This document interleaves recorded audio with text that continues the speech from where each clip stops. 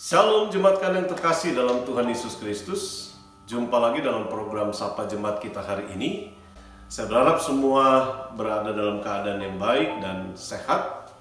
Dan dalam program kita hari ini kita masih membahas tentang doa Bapa kami, di mana kita sudah sampai pada bagian yang terakhir dari doa Bapa kami di dalam Matius pasal yang ke-6 ayatnya yang ke-13, di mana dalam ayat ini dikatakan, dan janganlah membawa kami ke dalam pencobaan, tetapi lepaskanlah kami daripada yang jahat.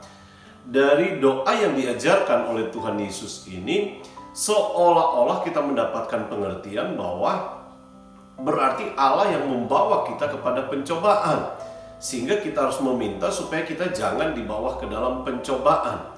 Maka kita perlu memahami ayat ini sehingga kita akan paham sesungguhnya apa yang dimaksud oleh Tuhan Yesus ketika mengajarkan doa Bapa kami dengan kalimat, dan janganlah membawa kami ke dalam pencobaan, tetapi lepaskanlah kami daripada yang jahat. Nah, untuk melihat ini, saya ingin membawa saudara untuk bersama-sama melihat Yakobus pasal 1 ayat 13 dan ayat ke-14. Dikatakan demikian firman Tuhan, apabila seorang dicobai, janganlah ia berkata pencobaan ini datang dari Allah, sebab Allah tidak dapat dicobai oleh yang jahat, dan ia sendiri tidak mencobai siapapun. Ayat 14, tetapi tiap-tiap orang dicobai oleh keinginannya sendiri, karena ia diseret dan dipikat olehnya. Jadi dari ayat ini kita mendapatkan pemahaman bahwa sesungguhnya Tuhan tidak mencoba, tidak pernah memberikan pencobaan kepada kita.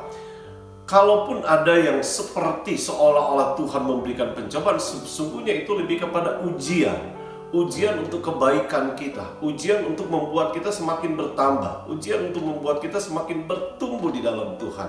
Nah, ketika Tuhan Yesus mengajarkan doa ini, sesungguhnya Dia sedang berbicara bagaimana keinginan yang kadangkala membawa kita kepada pencobaan. Karena jelas dalam Yakobus pasal 3 ayat 14 tadi dikatakan, kita dicobai oleh keinginan kita sendiri. Maka menjadi pokok doa kita yang sangat penting kepada Tuhan adalah bagaimana supaya hati kita selalu dijaga, supaya kita tidak terjebak kepada keinginan-keinginan yang kemudian membuat kita jatuh ke dalam pencobaan. Bapak Ibu Saudara kekasih dalam Tuhan, setiap manusia pasti punya keinginan.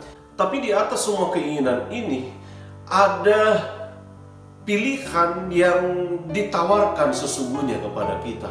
Apakah kita ingin menuruti keinginan kita yang membuat kita semakin lebih baik di hadapan Tuhan, atau kita menuruti keinginan kita yang pada akhirnya membuat kita jauh daripada Tuhan? Melalui doa Bapa kami ini, ada hal yang penting yang perlu kita doakan, yang perlu kita upayakan dalam kehidupan kekristenan kita, adalah agar kita tidak jatuh di dalam pencobaan. Ketika dunia menawarkan kepada kita hal-hal yang menggoda keinginan kita, pastikan bahwa kita diberi kekuatan oleh Tuhan karena doa yang kita minta kepada Tuhan, sehingga kita mampu untuk menolak setiap keinginan-keinginan yang akan menyeret kita kepada perbuatan dosa, tetapi kita menuruti keinginan-keinginan Tuhan yang membuat kita menjadi orang-orang yang memuliakan nama Tuhan.